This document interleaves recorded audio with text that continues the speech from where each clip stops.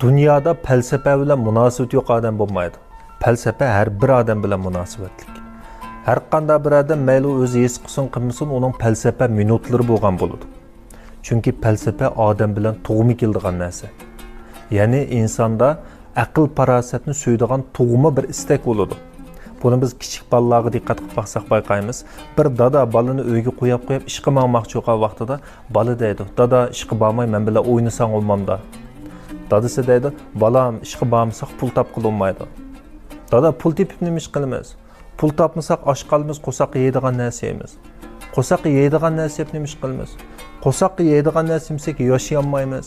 Yashab nima ish qilamiz? Bunga javob beramay turib qilishim mumkin. Savol oddiy, ammo bu mohiyatga berib taqishyapti. Yashab nima ish qilamiz? Hayotning ma'nosi nima? Bu tarixdan buyon faylasuflar tafakkur qilib kelayotgan ham javob berishga urinayotgan bir savol. Buningga yengiltaklik bilan javob bergili olmaydi.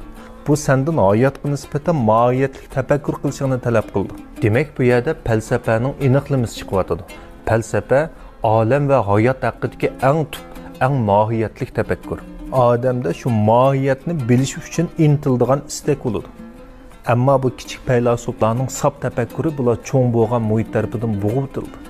Endi biz cho'ng bo'lgandan keyin nimani talab qilamiz? Asli hayotlikning o'ziga tava bo'lmagan, hayotlikqa keyinchi kelib do'linib qolgan ijtimoiy do'lanmalar, martaba, yuzobro'y, huquq degan bu do'lanmalar ustidan biz mavjudlik tuyg'usi izlaydigan olib ketamiz. Sen shu ijtimoiy do'lanmalarga yomishib charchagan vaqtingda falsafaga nazar tashla. Falsafa seni shu charchashlardan xalos qiladi.